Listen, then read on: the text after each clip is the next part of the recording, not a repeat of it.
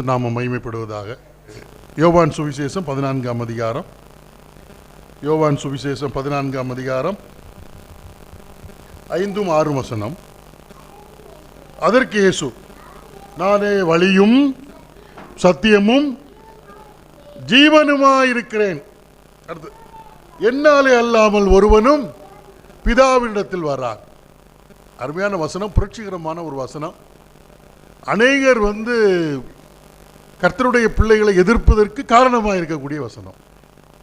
ஒரு சின்ன வசனம் தான். நானே வழியும் சத்தியமும் ஜீவனுமாய் இருக்கிறேன், என்னாலே அல்லாமல் ஒருவனும் பிதாவினிடத்தில் வரான். ஆண்டவராய் இயேசு கிறிஸ்து மட்டுமே, அவர் மூலம் மட்டுமே ஒருவன் பிதாவினிடத்தில் வர முடியும் என்று ஆணித்தரமாக ஆண்டவராய் இயேசு கிறிஸ்து சொல்ல, என்னாலே அல்லாமல். அப்ப இதை நம்ம இன்னைக்கு சிந்திக்க போறோம். இயேசு கிறிஸ்து ஏன் இந்த வசனத்தை சொல்ல வேண்டும்? என்னாலே அல்லாமல் ஒருவனும் பிதாவினிடத்தில் வர முடியாது, பிதாவினிடத்தில் சேர முடியாது என்று அவர் ஆண்டவர் சொல்றார். நானே வழியும் சத்தியமும் ஜீவனுமாய் இருக்கிறேன். ஆண்டவராய் இயேசு கிறிஸ்து இந்த வசனத்தை சொல்வதற்கான காரணம் என்ன? அவர் மட்டும்தான் பிதாவினிடத்தில் செல்வதற்கான வழி என்று சொல்வதற்கு என்னென்ன ஆதாரம்? வேறு யாரும் இந்த வசனத்தை சொல்ல முடியாது. என் மூலமாகத்தான், என்னாலே அல்லாமல் ஒருவனும் பிதாவிடத்தில் வரார் என்று சொன்னால், இன்றைக்கு உயிர்த்தெழுந்த ஆண்டவராய் இயேசு கிறிஸ்துவிடத்தில் நம்ம சில கேள்விகள் கேட்க போறோம். நீங்க என்ன உங்கள் மூலம்தான், நீங்கள் தான் எங்களை பிதாவிடத்தில் அழைத்து செல்கிறவர் என்று நாங்கள் வேதம் சொல்லுகிறது. என்னாலே அல்லாமல் ஒருவனும் பிதாவிடத்தில் வரான். அப்படி என்றால் இன்றைக்கு ஆண்டவரிடத்தில் சில கேள்வி கேட்க போறோம். நம்ம மத்தியில் இருக்கிற அவர்கிட்ட ஒரு கேள்வி கேட்க போறோம். சரி, நீங்க பிதாவிடத்தில் எங்களை கூட்டிட்டு, நீங்க மட்டும்தான் கூட்டு போக முடியும், உன் மூலமாக தான், இல்லாட்டா நீங்கள் அல்லாமல் நாங்கள் பிதாவிடத்தில் வர முடியாது. எங்களுக்கு சில சந்தேகங்கள் இருக்கிறது. இந்த வசனத்தை நீங்கள் ஏன் சொல்ல வேண்டும்? பொதுவாக ஒருவர் நம்மை ஒரு உயர்ந்த அதிகாரியிடத்திலோ இல்லாவிட்டால் உயர்ந்த மனிதனிடத்திலோ சமுதாயத்தில் அந்தஸ்தில் இருக்கக்கூடிய ஒரு மனிதனிடத்தோ உங்களை நான் அழைத்து செல்கிறேன் என்று சொன்னால், முதலாவது கேட்கக்கூடிய கேள்வி என்ன கேள்வி அப்படின்னா, உங்களுக்கு அந்த மனிதரை தெரியுமா? இல்லை, கூட்டிட்டு போறேன்னு சொல்றாரு, நானும் வர்றதுக்கு ஆசையா இருக்கிறேன், பிதாவிடத்தில் சேர வேண்டும் என்று எனக்கு ஒரு ஆசை இருக்கிறது, ஆனால் அந்த நபரை தெரியுமா அப்படின்னு முதல்ல கேள்வி கேட்போம் இல்லையா? பிரதமர் மோடியை இடத்தில் நான் உங்களை அழைத்து செல்கிறேன் என்று ஒரு எண்ணத்தில் சொன்னால், நான் கேட்பேன், உங்களுக்கு நம்முடைய பிரதம மந்திரி அவர்களை எத்தனை ஆண்டுகளாக தெரியும், என்னை நீங்கள் அழைத்து செல்வீர்கள் என்றால், அதுக்கு சரியான பதில் தந்த பிறகுதான் நான் என்ன செய்வேன், நம்புவேன், இவரை நம்பி போகலாம் டெல்லிக்கு, இல்லைன்னா போக முடியாது. அதுக்கு சரியான பதில். அப்ப என்னை அல்லாமல் ஒருவனும் பிதாவிடத்தில் வரான். நம்ம முதல் கேள்வி, நீங்கள் பிதாவிடத்தில் என்னை அழைத்து செல்வதாக சொல்லுகிறீர்களே, அப்படி என்றால் உங்களுக்கு பிதாவை தெரியுமா? பிதாவை என்னது தெரியுமா அப்படி ஒரு கேள்வி. உலகத்தில் ஒரே ஒருவருக்கு தான் பிதா யார் என்று தெரியும். வேற யாரும் இந்த பதிலை சொல்ல முடியாது, என்னால கூட சொல்ல முடியாது.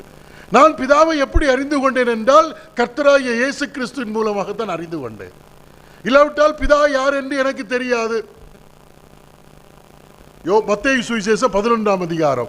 ஏன் ஆண்டவராய் இயேசு கிறிஸ்து நானே பிதாவிடத்தில் செல்வதற்கு ஒரே வழி என்று சொல்வதற்கு காரணம், அவர் மட்டும்தான் பிதா யார் என்பதை அறிந்தவர். மத்தேயு சுவிசேஷம் 11ஆம் அதிகாரம். மத்தேயு சுவிசேஷம் 11ஆம் அதிகாரத்தில் என்ன சொல்லப்பட்டிருக்கிறது பாருங்கள். இங்க மியூச்சுவல் அண்டர்ஸ்டாண்டிங் இருக்கு. ஆனாலும் ஆண்டவராய் இயேசு கிறிஸ்து 11ஆம் அதிகாரம் 27வது வசனம், சகலமும் என் பிதாவினால் எனக்கு ஒப்புவிக்கப்பட்டிருக்கிறது, பிதா தவிர வேறு ஒருவனும் குமாரனை அறியான், குமாரன் எவனுக்கு அவரை வெளிப்படுத்த சித்தமாயிருக்கிறாரோ அவனை தவிர வேறு ஒருவனும் பிதாவை அறியார். குமாரனை தவிர வேறு யாரும் பிதா யார் என்று தெரியாது. அதனால் அவர் மட்டும் தான் சொல்ல முடியும். நான் தான் உங்களை பிதாட்ட கூட்டிட்டு போங்க, ஏன்னா எனக்கு மட்டும்தான் பிதா யாருன்னு தெரியுங்க. பிதா யார் எனக்கு தான், அவருக்கு மட்டும் பிதா, குமாரனை தவிர வேறு ஒருவனும் பிதாவை அறியான். சரியா? முதல் கேள்வி தான். அவருக்கு மட்டும்தான் பிதாவை தெரியும். அதனால சொல்றாரு, என்னை அல்லாமல் நான் மட்டும்தான் வழி, எனக்கு மட்டும்தான் பிதா. வேற யாருன்னா வேற எங்கேயா கூட்டு போயிடுவாங்க, வேற ஏதாவது பிதாவிட்ட கொண்டு விட்டுருவாங்க. ஸோ அவர் தான், அதுதான் அவர். பிதாவை அறிந்தவர் அவர் ஒருவர் மட்டும்தான். சரி, நீங்க அறிந்திருக்கேன்னா படித்தும் அறியலாம் அல்லவா? எனக்கு மகாத்மா காந்தியை பற்றி நான் அறிந்திருக்கிறேன்னு சொன்னா அந்த அறிவு என்பது புத்தகத்தின் மூலமாக, நான் பள்ளிக்கூடத்தில் படித்ததின் மூலமாக வந்திருக்கலாம் இல்லையா? ஆனால் இங்க இந்த அறிவு என்பது அப்படி அல்ல. பிதாவை குமாரன் படித்து அறியவில்லை, யாரும் சொல்லி அறியவில்லை, அவர் மட்டுமே பிதாவோடு இருந்தவர். அவர் மட்டுமே என்னது? பிதாவோடு இருந்தவர். எவ்வளவு காலம்? நித்திய காலமாக பிதாவோடு இருந்தவர். அதான் பைபிள்ல சொல்லப்பட்டிருக்கிறதை பார்க்கிறோம். யோவான் சுவிசேஷம் 1ஆம் அதிகாரம் வாங்க. ஆதியிலே வார்த்தை இருந்தது, அந்த வார்த்தை தேவனிடம் இருந்தது, அது தேவனாய் இருந்தது, அவர் ஆதியிலே தேவனோடு இருந்தவருங்க. ஐயா எப்படிங்க பிதாவோடு? நான் தான் அவரோடு இருந்தவர், வேற யாரும் இல்லை. ஆதியில் அவரோடு தேவனோடு இருந்தவர், வேற யாரும் அவரோடு இல்லை. ஆதியிலே தேவனோடு இருந்தவர். பிதாவை அறிந்தவர், அறிந்தது என்று சொல்கிறப்ப அவரை குறித்து புத்தகத்தின் மூலமாக அறிந்தவர் அல்ல, யார் சொல்லி அறிந்தவர் அல்ல, அவரோடு கூட இருந்தவர். அதனால அவருக்கு மட்டும்தான் சொல்ல முடியும், என்னை அல்லாமல் ஒருவனும். ஏன்னா அவர் மட்டும்தான் அறிந்தவருங்க. சரி, இன்னும் கொஞ்சம் கூட டீப்பா போனா கேட்கலாம். சிலவங்களுக்கு சில சந்தேகம் வந்துடும். பிதாவை நீங்கள் கண்டிருக்கிறீர்களா, பார்த்திருக்கிறீர்களா? பார்த்திருக்கலாம் ஒரு கேள்வி கேட்டா, அது அவர் மட்டும்தான் கண்டவர். இதெல்லாம் சின்ன சின்ன இதுதான் போங்க, சின்ன சின்ன விஷயம்தான்.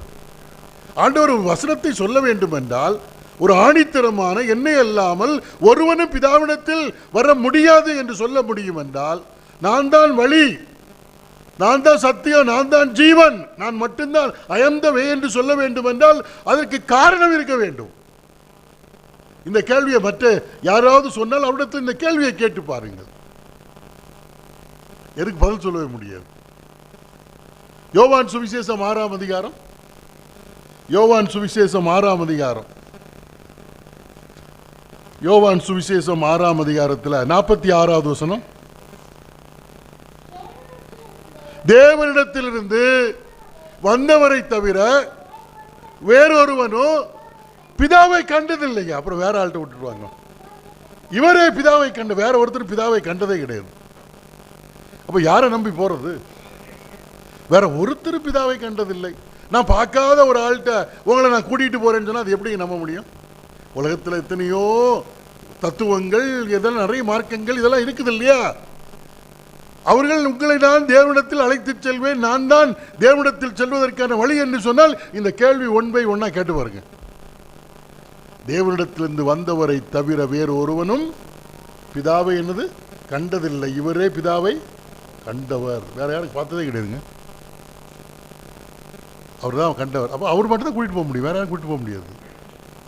அவருக்கு மட்டும்தான் சொல்றதுக்கு இந்த மாரல் ரைட் இருக்குது, உறுதியோடு சொல்ல முடியும். நானே வழியும் சத்தியமும் ஜீவனுமா இருக்கிறேன் என்றால் அவரோடு இருந்தவர், அவரை கண்டவர், அவரை அறிந்தவர் எல்லாம் அவர் மட்டும்தான், வேற யாருக்கும் இது கிடையாது. அதனால சொல்றாரு, நானே வழியும் சத்தியமும் ஜீவனுமா இருக்கிறேன் சொல்லப்படுகிறது. பாய் அவர் பூமியில இருக்கிறப்ப இதை சொல்றாருங்க, பூமியில இருக்கிறப்ப சொல்றாரு. யோவான் சுவிசேஷம் 13ஆம் அதிகாரம், 3ஆம் அதிகாரம் 13ஆம் வசனத்தை படிப்போம். யோவான் சுவிசேஷம் 3ஆம் அதிகாரம். பரலோகத்திலிருந்து இறங்கினவரும் பரலோகத்தில் இருக்கிறவருமான மனுஷகுமாரனை அல்லாமல் பரலோகத்துக்கு ஏறினவன் ஒருவனும் இல்லை. ஒரே ஒருத்தர் தான் அங்கேருந்து வந்தவர். கேட்கலாம், என்ன ஒரு பெரியவரை நம்ம அழைத்து நான் உங்களுக்கு காண்பித்து தருகிறேன் என்ற ஒரு கேள்வி கேட்கிறப்ப நீங்க அங்கே தான் வந்திருக்கிறீங்க, நீங்க என்ன கூட்டிட்டு போயின்னு சொல்றீங்கல்ல, அவர் இருந்த இடத்துல தான் நீங்க இருந்தீங்களா, உங்களுக்கு வழி தெரியுமா? அவர் சொல்றாரு, நான் அங்கே தான், அவர் மட்டும்தான் அங்கேருந்து வந்தவர், அவர் மட்டும் தான் அழைத்து செல்ல முடியும். பரலோகத்திலிருந்து இறங்கினவரும் பரலோகத்தில் இருக்கிறவருமாகிய மனுஷகுமாரனை அல்லாமல் பரலோகத்துக்கு ஏறினவன் ஒருவனும் இல்லை. அங்கிருந்து வந்தவர் அவர் மட்டும்தான். அதனால் அவர் மட்டும் தான் கூட்டிட்டு போக முடியும்.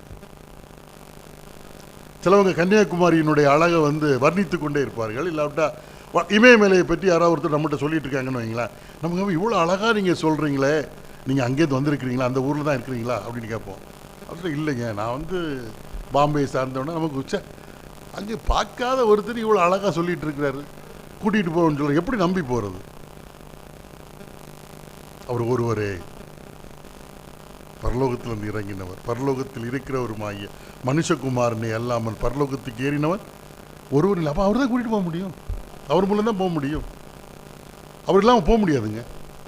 மற்றவர்கள்லாம் போய் தான் சொல்ல முடியும். ரைட், இது அவருடைய ஆண்டவராக இயேசு கிறிஸ்துவனுடைய தனித்தன்மை. அதனால தான் நானே வழியும் சத்தியமும் ஜீவனுமா இருக்கிறேன், என்னை அல்லாமல் ஒருவனும் பிதாவிடத்தில் வரான்.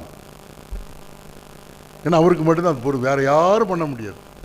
வேதத்தில் உள்ள எந்த தூதனும் எந்த பரிசுத்தவானும் எந்த விசுவாச பிதாக்களும் நம்ம அழைத்து செல்ல முடியாது, கர்த்தராகிய இயேசு கிறிஸ்து மட்டுமே. அதனால தான் அவர் உறுதியாக சொன்னார். தேவ திட்டத்தை நம்ம படிக்கிறப்ப மனிதன் தெய்வத்திடம் சேருவதற்கு எந்த விதத்திலும் அவனுக்கு தகுதி இல்லை. அது தெரியும் நமக்கு, மனிதனுடைய பாவத்தின் நிமித்தம். அப்ப இந்த பாவத்தில் உழந்து கொடுக்கக்கூடிய மனிதனை ரட்சித்து பிதாவிடத்தில் சேர்க்கக்கூடியதற்கு ஒருவர் வேண்டும்.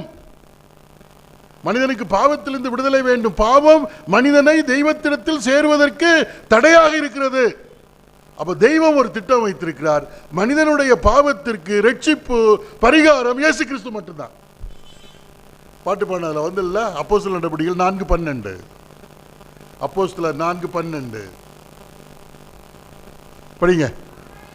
அவராலே அன்றி என்னதில்லை, ஒருவராலும் ரட்சிப்பு இல்லை. எங்கெல்லாம் நாம் ரட்சிக்கப்படுவதற்கு வானத்தின் கீழே மனுஷனுக்குள்ளே அவருடைய நாமமே அல்லாமல் வேறொரு நாம கட்டளையிடப்படவில்லை. அது தேவனுடைய திட்டங்க. அவர் தான் நம்முடைய ரட்சிப்பு. வானத்தின் கீழே அவருடைய நாமமே அல்லாமல் மனிதன் ரட்சிக்கப்படுவதற்கு வேறொரு நபரே கிடையாது ரட்சிப்பதற்கு. அதனால அவர் மட்டும் தான் சொல்ல முடியும், என்னை அல்லாமல் ஒருவனும் பிதாவிடத்தில் வரான். அவர் மட்டும்தான் ரட்சகர். மனிதனுக்காக மனிதனுடைய ரட்சிப்புக்காக தேவனால் ஏற்படுத்தப்பட்டவர் அவர் தான். ரட்சிப்பு என்று சொல்லுகிறப்ப எதிலிருந்து ரட்சிப்பு? இங்கே சொல்லுகிறப்ப பாவத்திலிருந்து ரட்சிப்பு இல்லையா? அந்த பாவத்திலிருந்து ரட்சிப்பு இல்லையா? நமக்கு 2 விதமான ரட்சிப்பு. ஒன்று பாவத்திலிருந்து ரட்சிப்பு, இன்னொன்று வரப்போகிற கோபாக்கினிலிருந்து ரட்சிப்பு. இது ரெண்டுமே இயேசு கிறிஸ்துக்குள்ளதான் இருக்குது. பாவத்திலிருந்து ரட்சிப்பு, பாவத்தின் வல்லமையிலிருந்து ரட்சிப்பு, வரப்போகிற கோபாக்கினிலிருந்து ரட்சிப்பு. அதெல்லாம் கர்த்தராகிய இயேசு கிறிஸ்து, அதான் ரட்சகர் அப்படின்னு பார்க்கிறோம். வானத்தின் கீழே அவர் மட்டும்தான். வேதம் பொய் சொல்வதில்லை, தேவன் பொய் சொல்லுகிறவர் அல்ல. அப்ப இதையெல்லாம் மனதில் வைத்துக்கொண்டு, இதெல்லாம் ஆண்டவராய் இயேசு கிறிஸ்துக்கு மட்டுமே இந்த தகுதி இருப்பதனால யோவான் சுவிசேஷம் 14ஆம் அதிகாரத்தில் இந்த வசனத்தை சொல்றார், நானே வழியும் சத்தியமும் எனது ஜீவனுமாய் இருக்கிறேன், என்னை அல்லாமல் ஒருவனும் பிதாவிடத்தில் வரான். என்னை கேட்டுக்கொண்டிருக்கிற அருமையானவர்களே, இல்ல எங்களால போக முடியும் பிதாவிடத்தில் அப்படின்னு நாம் யாராவது அப்படிப்பட்ட தவறான எண்ணம் கொண்டிருப்போமே, ஆனால் இல்லைங்க. கர்த்தராகிய இயேசு கிறிஸ்து இல்லாமல் வர பிதாவிடத்தில் யாரும் சேர முடியாது. ஏனென்றால் அவர் மட்டுமே பிதாவை அறிந்தவர், அவர் மட்டுமே பிதாவோடு கூட இருந்தவர், அவர் மட்டுமே பிதாவை கண்டவர், அவர் மட்டுமே பிதாவிடத்திலிருந்து இந்த பூமிக்கு இறங்கி வந்தவர், திரும்ப ஏறி போனவர். இது வேற யாருக்கும் அதை கிளைம் பண்ண முடியாது. ஆனால் என்னை அல்லாமல், ஏன்னா ஒரு இடத்தில் செல்ல வேண்டுமென்றால், ஒரு இடத்தில் ஒருவர் நம்மை அழைத்து செல்கிறார் என்று சொன்னால், அழைத்து சென்றவர் இந்த கேள்விகளுக்கு எல்லாம் பதில் சொல்லிதான் ஆகணும். வேற யாருக்கு இந்த பதில் சொல்ல முடியாது, பதில் சொல்ல முடியாது. அருமையான ஒரு வசனம். இந்த வசனம் அநேகருக்கு இடர்களாகவும் இருக்கிறது. ஆனால் இந்த கேள்வியை கேட்டு சரியான பதில் கிடைக்குமானால் நாம் இதை நம்பலாம். ஆனால் பதில் கிடைக்காதுங்க, பதில் கிடைக்காது. தேவ திட்டத்தில் பார்க்கிறப்ப தெய்வம் ஏற்படுத்தின ஒரு திட்டம் என்னவென்று சொன்னால், தம்முடைய குமாரனாகிய இயேசு கிறிஸ்துவின் மூலமாகத்தான் நாம் பிதாவிடத்திலே சேர முடியும் என்று வேதம் சாட்சியாக ஆணித்தரமாக கூறுகிறது. ஆணித்தரமாக கூறுகிறது. எப்படி நம்ம தேவ சமூகத்தில், பிதாவுடைய சமூகத்தில் கிட்டி சேருவது என்று சொல்லுகிறப்ப, கர்த்தராகிய இயேசு கிறிஸ்துவை தவிர்த்து வேறு எந்த வழியும் வேதம் நமக்கு சொல்லவில்லை. தேவன் அதற்கு சாட்சியாக இருக்கிறார். எபிரேயர்கள் 10ஆம் அதிகாரத்தில் படிக்கிறப்ப எப்படி நாம் தேவ சமூகத்தில் சேருதல், தேவனிடத்தில் கிட்டி சேருவது என்று சொல்லுகிறப்ப அங்கு கர்த்தராகிய இயேசு கிறிஸ்து மட்டுமே குறிப்பிடப்படுகிறார். அவருடைய மரணம், அவர் சிந்திய இரத்தம், அவருடைய உயிர்த்தெழுதல், இதுவே நாம் தேவ சமூகத்தில் சேருவதற்கு ஒரே தகுதியாக இருக்கிறது. அதனாலதான் நானே வழியும் சத்தியமும் ஜீவனுமாய் இருக்கிறேன், என்னை அல்லாமல் ஒருவனும் பிதாவிடத்தில் வரான். இது யாரு சொல்ல? பிதா சொல்லுகிறாருங்க. தேவன், வேதம் சாட்சி கொடுக்குதுங்க. பொய் உரையாத தேவன் தம்முடைய சாட்சியை வேதத்தில் எழுதி வைத்திருக்கிறார். ஒருவேளை என்னை கேட்டுக்கொண்டிருக்கிற நீங்கள், ஏன் எத்தனையோ மதங்கள் இருக்கிறது, எத்தனையோ கொள்கைகள் இருக்கிறது, அந்த கொள்கையின் அடிப்படையிலே நான் என்னை படைத்த தேவனிடத்தில் சேர முடியாதா என்ற கேள்வி கேட்கிறப்ப, தெய்வம் அந்த மார்க்கத்தை நமக்கு எழுதி கொடுத்திருக்கிறார். அந்த மார்க்கம் வேறு யாரையில் பாதை கர்த்தராகிய இயேசு கிறிஸ்து. எபிரேயர்கள் 10ஆம் அதிகாரம், ஹீப்ரூஸ் 10, எபிரேயர்கள் 10ஆம் அதிகாரம், எபிரேயர் 10ஆம் அதிகாரத்தை நம்ம திருப்புவோம். இங்க சொல்லப்பட்டிருக்கிறது பாருங்கள். இங்க விசுவாசிகளுக்கு எழுதுறது தான். விசுவாசிகளுக்கு என்னன்னா, நம்ம எப்படி தேவ சமூகத்தில் கிட்டி சேர முடியும், எந்த நேரத்திலும் எப்பொழுதும் அவரிடத்தில் போக முடியும் என்பதை குறித்து எபிரேய ஆக்கியோன் எழுதுகிறப்ப விசுவாசிகளுக்கு அதுக்குள்ள இந்த சத்தியம் இருக்கிறது. ஒருவன் தேவனோடு தேவ சமூகத்திற்கு செல்ல வேண்டும் என்றால் இயேசு கிறிஸ்து தான் மார்க்கம், வேற வழியே கிடையாது. எபிரேயர் 10ஆம் அதிகாரம் 19வது வசனம், ஆகையால் சகோதரரே, நாம் பரிசுத்த ஸ்தலத்தில் பிரவேசிப்பதற்கு இயேசுவானவர் தமது மாம்சமாகிய திரையின் வழியாய் புதிதும் ஜீவனுமான மார்க்கத்தை நமக்கு என்னது, அதாவது பரிசுத்த, மகா பரிசுத்த ஸ்தலம் அப்படின்னா தேவன் வாசம் பண்ணக்கூடிய இடத்திற்கு நாம் செல்வதற்கு இயேசுவானவர் தமது மாம்ச திரையின் வழியாய் புதிதும் ஜீவனுமான மார்க்கத்தை உண்டாக்கினார். ஒரு வழி திறக்கப்பட்டதுங்க. அது இயேசு கிறிஸ்து திறந்த வழி, இயேசு கிறிஸ்துவின் மூலமாக. அது எங்க? கல்வாரி சிலுவையில் அவர் அடைந்த மரணத்தின் மூலமாக தேவ சமூகத்திலே பிதாவினிடத்திலே செல்வதற்கான வழி திறக்கப்பட்டது.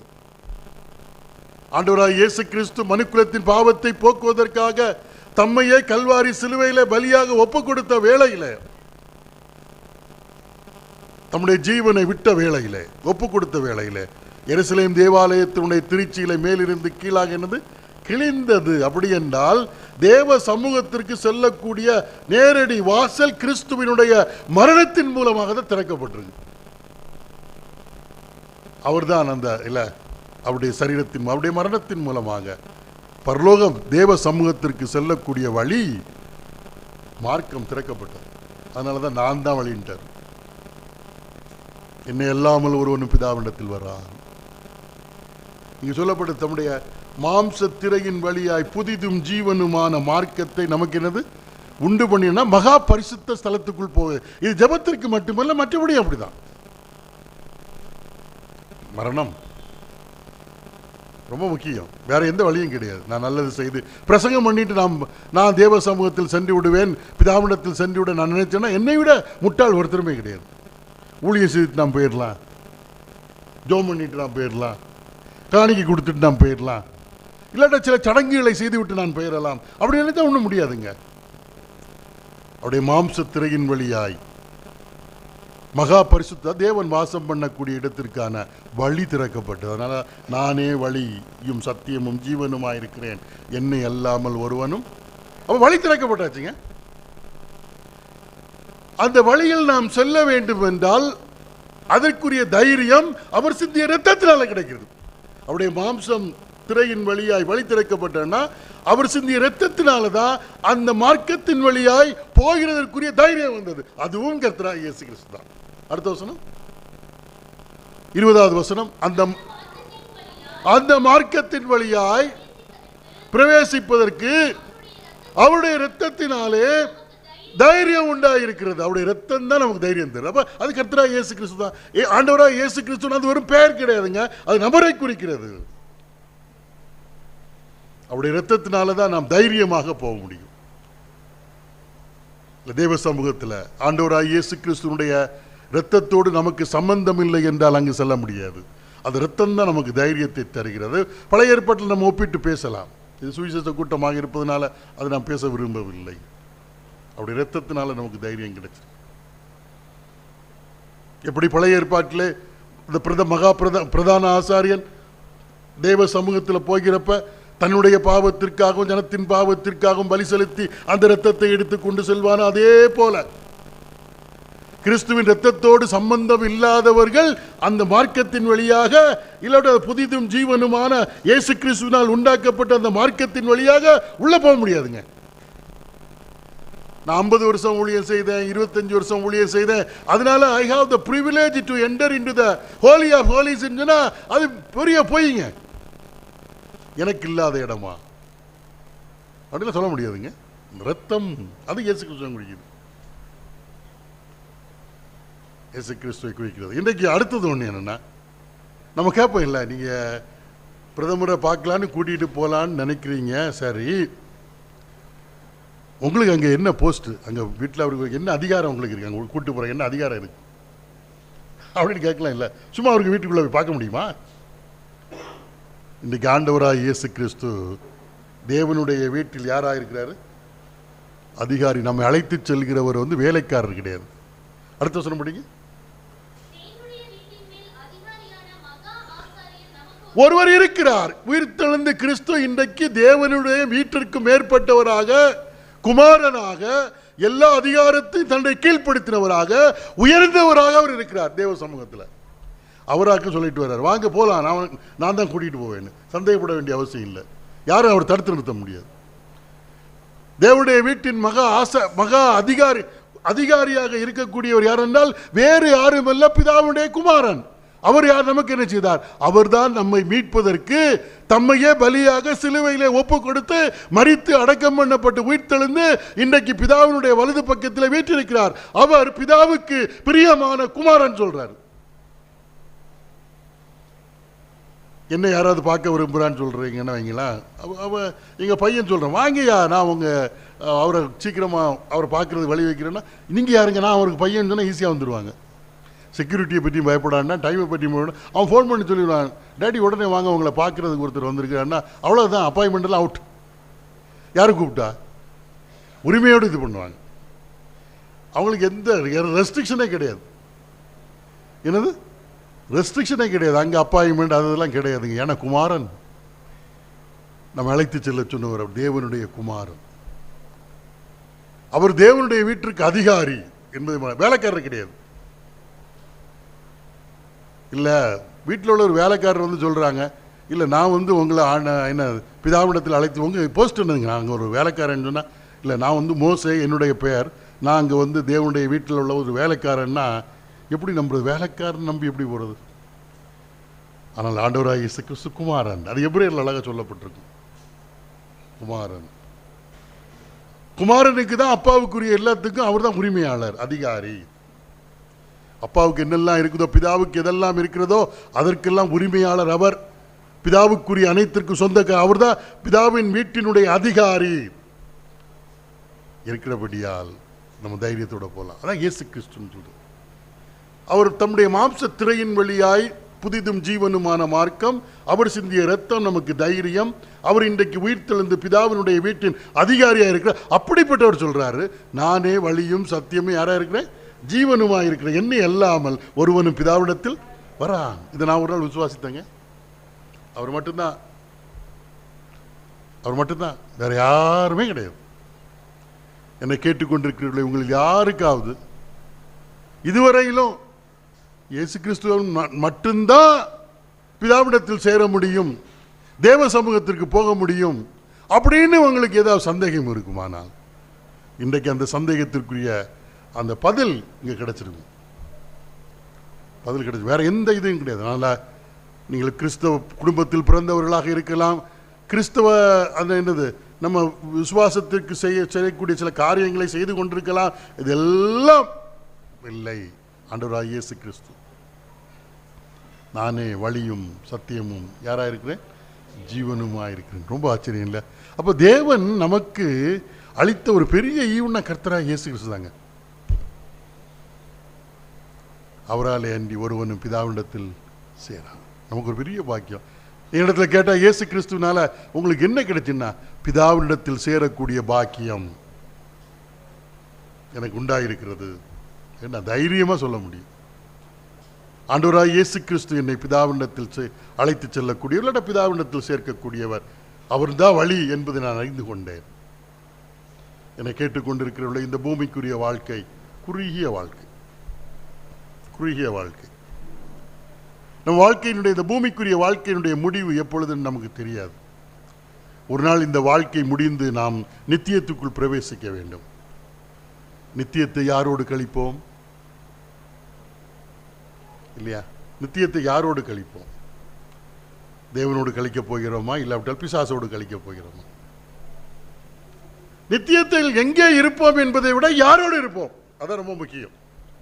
இறந்த வீட்டில எல்லாம் பார்த்தீங்கன்னா 1 தெசலோனிக்கேயர் 4ஆம் அதிகாரத்தை வாசிக்கிறப்ப கடைசி வசனத்தில் படிங்க, நாம் இவ்விதமாய் கர்த்தரோடு எப்படி இருப்போம்? கர்த்தரோடு கூட இருப்போம், கர்த்தரோடு இருப்போம் அப்படின்னு சொல்லுவோம். கர்த்தரோடு இருப்போம். யாரோடு இருக்கணும்? கர்த்தரோடு இருக்கணுமா? இல்லாவிட்டால் வெளிப்படுத்தின விசேஷத்தில் சொன்ன மாதிரி கள்ள தீர்க்கதரிசியும் மிருகமும் சாத்தானும் தள்ளப்பட்ட அக்கினியும் கந்தகமும் எரிகிற கடலிலே நீங்கள் இருக்க வேண்டும். அந்த சாத்தானோடு இருக்க வேண்டுமா? நித்தியத்தை யாரோடு நாம் கழிக்க போகிறோம்? ஆண்டவராய் இயேசு கிறிஸ்து சிலுவையில் தொங்குறப்ப அவருக்கு பக்கத்தில் 2 குற்றவாளிகளை இது அவங்களுக்கு அதே தண்டனை தான். அப்போ ஒருத்தர் சொல்றாரு, ஆண்டவரே உம்முடைய ராஜ்யத்தில் வருகின்ற பொழுது அடியனை நினைத்தருளும் அப்படின்னு சொன்னோன்னு அவர் சொல்லுவார், நீ இன்று என்னுடனே கூட. யாரோடு கூட? அதான் முக்கியங்க. பரதேசி இல்லை முக்கியம், இடம் முக்கியம் கிடையாதுங்க. என்ன சேலத்தில் கூப்பிட்டுட்டு நீங்க எல்லாம் இல்லைன்னா என்ன அர்த்தங்க? பொங்கல்ல 3 நாள் மீட்டிங், முத்தையா பிரதர் ஃபோன் பண்ணி கூப்பிட்டாரு. 14, 15, 16 சேலத்துக்கு மீட்டிங் வந்து நான் வந்தேன். இங்க ஒருத்தரும் இல்லை. எனக்கு சந்தோஷம் நீங்க இருக்கிறதா, உங்களோடு இருப்பதுதா. பரதேசியில் இருப்பதா சந்தோஷங்க? யாரோடு இருப்பதுதான் சந்தோஷம். என்னோடு தேகத்தை விட்டு பிரிந்தால் யாரோடு இருப்போம்? கிறிஸ்துவோடு இருப்போம். யாரோடு இருப்போம்? நித்தியத்தை எங்க கழிக்க, யாரோடு கழிக்க போறோம்? கர்த்தரோடா, பிசாசோடா, சாத்தானோடா? அதான் கேள்வி இல்ல. நாம் பிதாவோடு இருக்க வேண்டும் என்றால், நித்தியத்தில் தேவனோடு நாம் இருக்க வேண்டும் என்றால் யார் வழி? இயேசு கிறிஸ்து. ஏன்னா அவர் மட்டும்தான் இந்த காரியத்தை சொல்ல முடியும். ஆகவே இதை விசுவாசித்து அந்த ஆண்டவராக இயேசு கிறிஸ்துவை நம்முடைய இரட்சகராக, நம்முடைய ஆண்டவராக நாம் ஏற்றுக்கொள்வது மிகச்சிறந்தது. இல்லை, நம்ம கிறிஸ்தவ போதனைகளை நம்பலாம், கிறிஸ்தவ வாழ்க்கை முறையை நம்பலாம், கிறிஸ்தவ ஒழுக்க ரீதியான சட்ட திட்டங்களை நம்பலாம். இதெல்லாம் நல்லது, நம்முடைய வாழ்க்கைக்கு அது பயனுள்ள, பூமிக்குரிய வாழ்க்கைக்கு பயனுள்ளதாக இருக்கும். ஆனால் வேத புத்தகத்தினுடைய கருப்பொருள் கர்த்தராகிய இயேசு கிறிஸ்து தான். புரிந்து கொள்ள வேண்டும். நம்மை மீட்பதற்கு, நம்மை பிதாவோடு சேர்ப்பதற்கு இந்த பூமிக்கு அவர் வந்தார். வந்து நம்மை பாவத்திலிருந்து மீட்பதற்காக தம்மையை கல்வாரி சிலுவையில் பலியாக ஒப்பு கொடுத்தார். நம்முடைய பாவத்தை அவர் சுமந்து தீர்த்தார். என்னை கேட்டுக்கொண்டிருக்கிறவர்களே, உங்க வாழ்க்கையில நம்ம கிறிஸ்தவ குடும்பத்தில் பிறந்தவங்க, நமக்கெல்லாம் வசனம் நன்றாக தெரியும். ஆனால் என்றாவது ஒரு நாள் நம்முடைய குறைவு, நாம் எங்கு குறைவுபட்டிருக்கிறோம், என்னால் தேவ சமூகத்திற்கு செல்ல முடியாது, ஆண்டவராய் இயேசு கிறிஸ்து தான் என்னை பிதாவிடத்தில் சேர்க்கக்கூடியவர், அதற்கு தடையாக இருப்பது என்னுடைய பாவம், ஆகவே எனக்கு பாவத்திலிருந்து ரட்சிப்பு வேண்டும் என்று சொல்லி மனம் திரும்பி ஆவலோடு கர்த்தராகிய இயேசு கிறிஸ்துவிடத்தில் வந்து ஆண்டவராய் இயேசு கிறிஸ்துவை நாம் ரட்சகராக ஏற்றுக்கொண்டிருக்கிறீங்களா? ரொம்ப முக்கியம். நான் கிறிஸ்தவ குடும்பத்தில், பிரதரின் குடும்பத்தில் பிறந்து அதனால அந்த பாக்கியம் கிடைக்காது. என்னுடைய வாழ்க்கையில் மறக்க முடியாத அனுபவங்க. என்னுடைய வாழ்விலே நான் பாவியாக உணர்ந்த நேரம், ஒரு கிறிஸ்தவ குடும்பத்தில் பிறந்து, கிறிஸ்தவ குடும்பம் என்று சொல்லப்படக்கூடிய குடும்பத்தில் பிறந்து வளர்ந்தவன் ஒரு நாள் ஒரு கூட்டத்தில் உட்கார்ந்து இருக்கிறப்பதான் அங்கே சுவிசேஷம் என்றால் என்ன என்று பிரசங்கித்தார்கள். அப்ப சொன்னாங்க, எல்லாரும் பாவம் செய்து தேவ மகிமை அற்றவர்களாக போனார்கள் அப்படின்னு வரும் ரோமர்ல. அதுவரையிலும் எனக்கு அந்த பாவ உணர்வு கிடையாதுங்க. ஏன்னா மற்றவர்களோடு ஒப்பிடுகிறப்ப நான் கொஞ்சம் உயர்ந்தவர் போல எனக்கு தோணுச்சு. அவங்கள்ட்ட அவங்க செய்கிற பாவம் ஒன்று நான் என்ன செய்யலை, செய்யல அந்த எண்ணம் இருந்தது. மற்றவங்களை ஒப்பிட்டு பார்க்குறப்ப நான் கொஞ்சம் உயர்ந்த இதில் இருந்த மாதிரி இருந்தது. ஆனால் அந்த எல்லாரும் பாவம் செய்தார்கள் என்று வேதம் சொல்கிறது அல்லவா? தெய்வமே சொல்றாருங்க, பைபிளே சொல்லுது எல்லாரும் பாவம் செய்தார்கள் என்று சொல்லுகிறப்ப முதலாக அந்த எல்லாருக்குள்ளும் இந்த ரவிக்குமாரும் இருக்கிறேன் என்று உணர்ந்து கொண்டேன். நான் பாவி என்று அன்னைக்கு தான் உணர்ந்தேங்க. நானும் ஒரு பையன் ஆண்டவரே சொல்றேன், எல்லாரும் பாவம் செய்தாங்க. பாவத்தின் தண்டனை மரணம். அப்ப பாவி சாக வேண்டும், பாவி தண்டிக்கப்பட வேண்டும். மனிதனுடைய பாவம் தேவனிடத்தில் சேருவதற்கு பெரிய தடையாக இருக்கிறது, பிளவை உண்டாக்குகிறது. நான் எப்படி தேவனிடத்தில் சேருவேன்? அதுக்கப்புறம் இதை பற்றி சிந்திக்க ஆரம்பிச்சேன். நான் ஒரு பாவி என்று உணர்ந்து விட்டேன். அது ஒரு பெரிய பாக்கியம். என்னுடைய வாழ்க்கையில் என்னை நான் பாவி என்று உணர்ந்தது ஒரு பெரிய பாக்கியம். சில நாட்களுக்கு போற இன்னொரு மீட்டிங் போனோம். அப்போ உட்காந்து வசனத்தை கேட்குறேன். அது ஒரு அந்த காலத்தில் ஒரு வாலிப பிராயத்தில் இப்படி கூட்டங்களுக்கு போகிறது, ஒரு நண்பர்கள்லாம் சேர்ந்து சைக்கிளில் போவோம். போய் உட்காந்துருந்து வசனத்தை கேட்போம், ஃப்ரெண்டில் உட்காந்துருந்து கேட்போம், கீழே உட்காந்துருந்து கேட்போம் இல்லையா? அப்படி கேட்குறோம அங்கே ஒருத்தர் பேசினார், யாரெல்லாம் ரட்சிக்கப்படணும்னார்.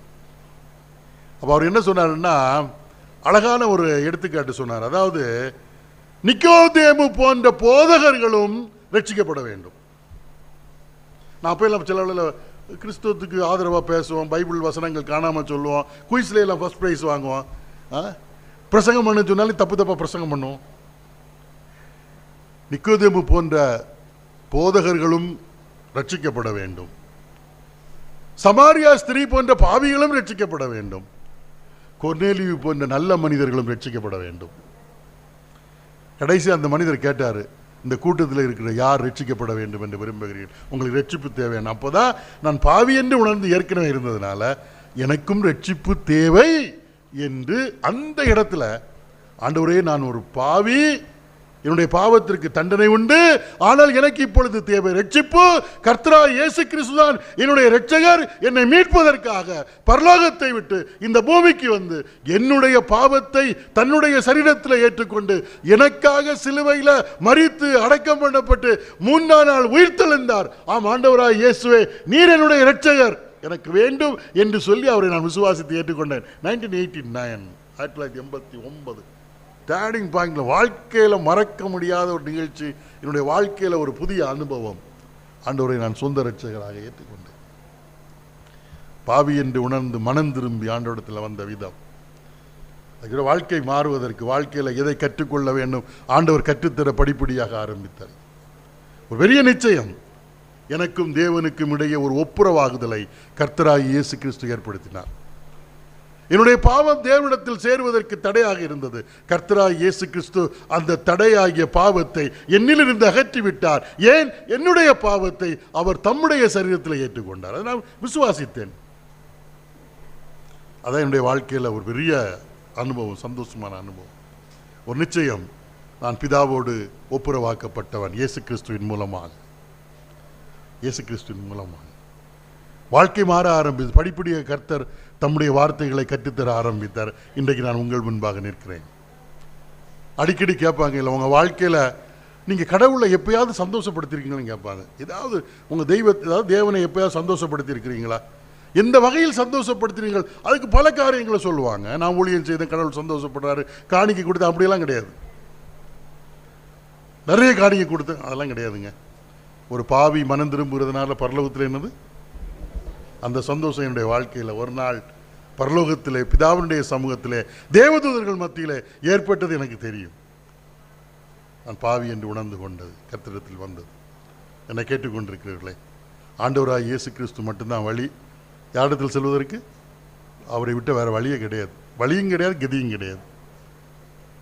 கதியும் கிடையாது. சிந்தித்து பார்ப்போம். கர்த்தரை அறியாதவர்கள் எத்தனை பேர் இருக்கிறீர்கள் என்று எனக்கு தெரியாது. விசுவாசிகளுடைய பிள்ளைகள் இங்கே இருப்பீங்க. நான் ஒரு பிரதரின் சபையில் உள்ள ஒரு குடும்பத்தில் பிறந்து வளர்ந்ததுனால போக முடியாது. பெற்றோர்கள் ஊழியக்காரர்களாக இருக்கிறதுனால நாம் பிதாவிடத்தில் போக முடியாது. அந்த இதெல்லாம் இங்கே செல்லுபடியாகாது. கர்த்தராகிய இயேசு கிறிஸ்து மட்டுமே வழி. அவருக்கும் உங்களுக்கும் என்ன தொடர்பு ஏற்பட்டது? ஆண்டவராகிய இயேசு கிறிஸ்து உங்கள் வாழ்வில் யாராக இருக்கிறார் என்பதை இந்த மாலை வேளையில் சுவிசேஷமாக நான் அறிவிக்கிறேன். உங்களுக்கு விருப்பம் அப்படி ரட்சிப்பு நிச்சயம் இல்லாவிட்டால், பிதாவோடு ஒப்புரவாக்கப்பட்ட, பிதாவோடு சேர்க்கப்பட்ட அந்த அனுபவம் இல்லாவிட்டால், இந்த மாலை வேளையில் நீங்க இருக்கிற இடங்கள்ல நான் பிதாவோடு சேருவதற்கு தடையாக இருப்பது என்னுடைய பாவம். இந்த பாவத்திற்கு பரிகாரம் கர்த்தராகிய இயேசு கிறிஸ்து. அதற்காகத்தான் என்னுடைய பாவத்தை போக்கும்படியாக இந்த பூமியிலே வெளிப்பட்டார். என்னுடைய பாவத்தை போக்கும் பலியாக எனக்காக சிலுவையிலே மரித்து அடக்கம் பண்ணப்பட்டு உயிர்த்தெழுந்தார். என்னுடைய பாவத்தை சுமந்து தீர்த்த தேவ ஆட்டுக்குட்டி அவர்தான் என்று அறிந்து அவரை விசுவாசித்த ஆண்டவரை வாரும் என்னுடைய உள்ளத்திலே என்று சொல்லி மனம் திரும்பி கர்த்தரிடத்தில் நீங்கள் வருவீர்களே ஆனால் மெய்யாகவே இன்றைக்கு நீங்கள் தைரியமாக சொல்ல முடியும், நான் இயேசு கிறிஸ்துவின் மூலமாக பிதாவிடத்தில் என்ன செய்ய போகிற பாக்கியம் எனக்கு கிடைத்திருக்கிறது. தேவனிடத்தில் போவேன், தேவனோடு வாழப்போகிறேன் என்ற பாக்கியம். இல்லைன்னா முடியாது. வேற எந்த நம்பிக்கையும் வைக்காதீங்க, எதன் மீது நம்பிக்கை வைக்காதீங்க. நம்முடைய ஆவிக்குரிய திறமைகள் அதெல்லாம் ஒன்றும் ஈடுபடாது. ஒரு தீர்மானத்தோடு சொல்லுவோம், ஆண்டவராக இயேசு கிறிஸ்து நானே வழியும் சத்தியமும் ஜீவனுமாய் இருக்கிறேன், என்னை அல்லாமல். ஒரு அருமையான விசுவாசிகள், நீங்கள் இந்த செய்தியை கேட்குறீங்க, சுவிசேஷத்தை நாம் பிரசங்கிக்கிறோம், அதை விசுவாசிக்க வேண்டியவர்கள் விசுவாசிக்க வேண்டும். விசுவாசிகள் என்ன செய்யலாம்னா, இந்த வசனத்தினுடைய பொருள் என்ன இருக்கு என்று அறிந்து பிறரிடத்தில் சொல்வதற்கு நம்மை ஆயத்தப்படுத்தலாம். அதுக்கு ஒரு காரணம் இருக்கிறது. ஏனென்றால் இந்த வசனம் அநேகருடைய கோபத்திற்கும் அநேகருடைய விமர்சனத்திற்கும் காரணம். அப்போ நம்ம கேட்கலாம், இல்லைங்க அது சொல்றதுக்கு காரணம் என்ன? அப்போ தாங்களே சிந்தித்து பார்ப்பதற்கு ஒரு வாய்ப்பு. கர்த்தர் நம்மோடு கூட இடைவிடுவாராக. ரட்சிக்கப்படாதவர்கள் ரட்சிக்கப்பட்டவர்கள் ஆண்டவராய் இயேசு கிறிஸ்து மட்டுமே பிதாவிடத்தில் செல்வதற்கான வழி என்பதை உறுதியாக அறிவிப்பதற்கும் நாம் ஜெபிப்போம். அந்த நிலைமையிலே கர்த்தர் நம்மை வழி நடத்துவாராக. ஆமென்.